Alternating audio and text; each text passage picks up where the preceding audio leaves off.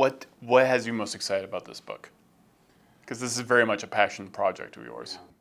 This is very much a passion project for me. I would say this is like a childhood dream come true for me. I grew up playing D&D. My first set was the basic set, the red box.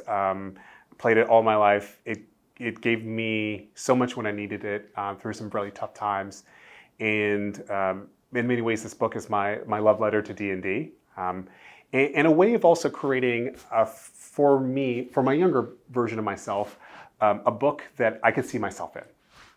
I think the thing I'm most excited about is all 16 writers are Black and brown writers who are speaking to and drawing from their lived experiences, their cultures, their family stories, their myths.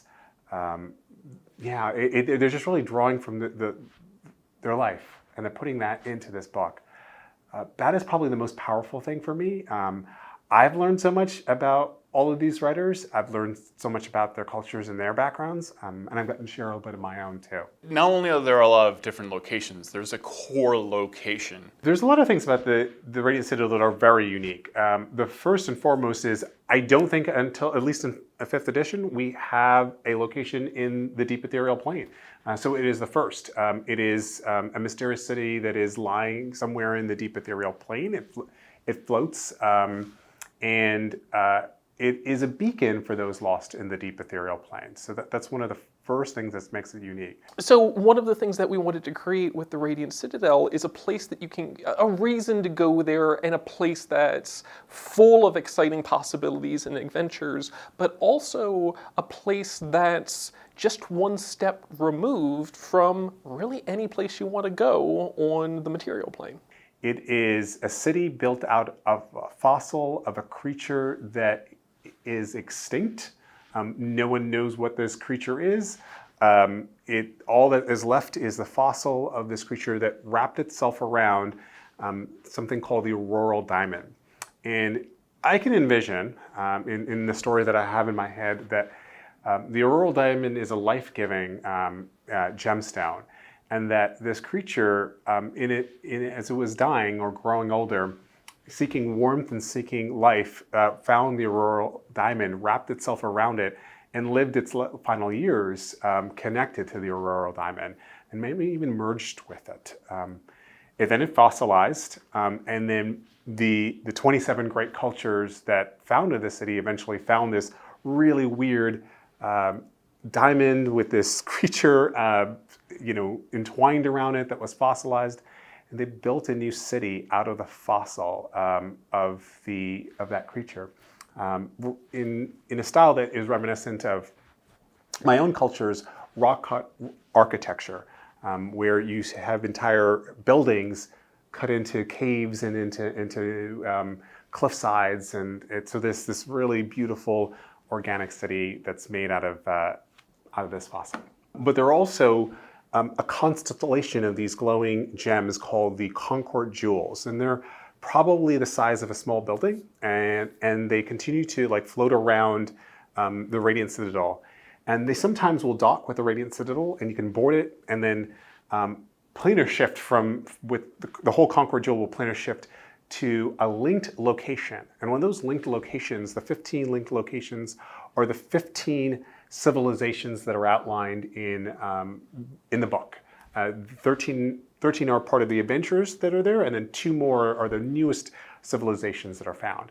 Those are the only locations that the Concord Jewels go to. These are largely vehicles or conveyances where the jewels orbit the Radiant Citadel. They can come into essentially dock with it, and they can take more than one person at a time. They allow the transportation of whole groups or vast amounts of goods or whatever have you. So there's more than just people popping back and forth between these locations. It's more of there's these conveyances that allow just whole populations or for trade or whatever have you to organically ferry back and forth and really cement the connections between the Radiant Citadel and these various locales.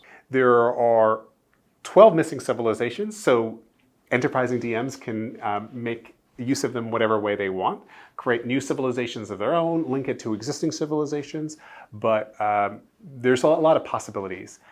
I like this because it creates a network, a web between these civilizations. These 15 civilizations that are in the book are interacting with each other. They're trading with each other. They are having diplomatic relations with each other. They're sharing knowledge with each other. Certainly food, culture, and so on are being exchanged by each other. They're also potentially can come into conflict with each other. And the Radiant Citadel creates a tie between that. And so it is a central hub between all of these different cultures.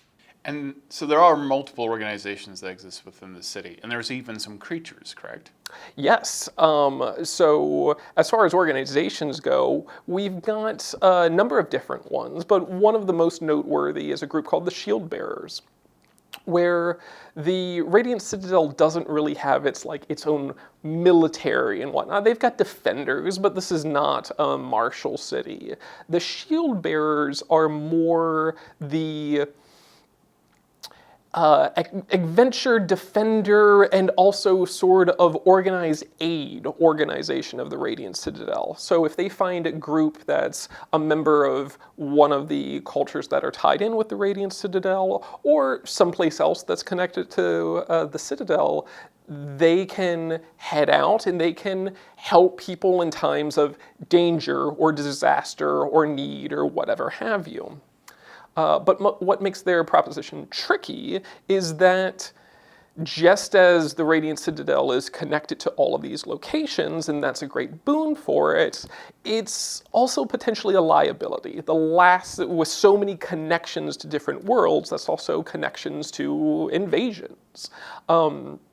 So they don't exacerbate the people of the Radiant Citadel don't exacerbate sort of tensions between themselves and any of the myriad other worlds on the material plane by going out and being like, ooh, we see there's a problem there. Let's go send people with swords to solve it. That's what adventurers are for. But for their own purposes, with the Shield Bearers, they are sent out and they are there to provide aid, but they're not meant to cause any harm. They're not meant to cause any interference in local politics. They're not there to take sides. They are only there to help, and should they cause any sort of harm, danger, whatever have you, there are potentially real ramifications to that. What's really cool about this book also is not only do you have all these different these adventures in these different settings, but there's also notes like, hey, this is how you're linked here if you want to be. You've been going here your whole life, or you're from that location as well. And now we have all these different locations that players can be from. Yeah.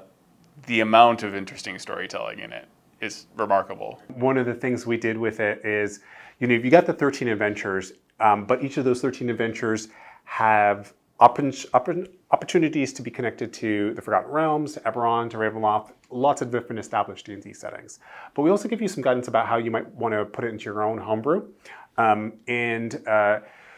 The connections that can be made between all of these lands and established D&D worlds or your personal homebrew are fantastic. The Gazetteer is there's a Gazetteer for each of the lands and the Radiant Citadel itself. So there's so much more extra material about each of these areas. That's going to blow up the multiverse, in my opinion. You just suddenly have expanded radically what the multiverse can be, what it has to offer. There are so many, this book is seeded with tons and tons of plot ideas and story ideas and adventures. I can see DMs playing years worth of campaigns out of this single book and building new worlds out of this single book. There's just so much material to play with here. And then what are some of the creatures? So probably one of the most interesting is there's a group of creatures called the Dawn Incarnates. The Radiant Citadel is organized behind this, or around this massive diamond, but inside of it is a place called the Preserve of the Ancestors. And this is a place where the the actual stories, spirits, tales, legends, myths, whatever have you, from the various organizations or the various cultures that are connected to the Citadel, spirits and manifestations of their histories and stories come here, and they manifest in the Preserve of the Ancestors as gemstones. And those individual gemstones amalgamate into larger and larger forms that take the appearance of creatures. Every one of the groups that, or every one of the locations that are related to the Radiant Citadel have a Dawn avatar that has manifested that reflects spirits and stories from their land. But what these creatures do is that they are reflections of the history, of the stories, of the tales of these places that then players can go and interact with. They can go and ask questions of essentially the spirits of a place writ large, or if they want to know a specific story, they can talk to potentially an aspect of one of these Dawn incarnates that lived that or created that story or is a part of that story in some way. So these are creatures that are also serving as massive repositories of tales, but also adventure possibilities. And if a character ever needs to know something about a location, there's few better sources for details and the true facts about something than a creature that is literally a manifestation of a place's mythology. This is in kind of the genre of like solar punk or hope punk. I don't know if you know what it is, but solar punk is sort of this response to like grimdark and everything, the world is ending. Solar punk is like, hey, actually, maybe there is a better tomorrow, but we got to fight for it, and it can look beautiful. And hope punk is in that same genre. And I think of this book as sort of a, in that genre of hope punk and solar punk, and it's a hopeful book. Ultimately, even the darkest of stories, I think there's a silver lining. There is a beauty in it, if not in the adventure itself, but the people who occupy those adventures.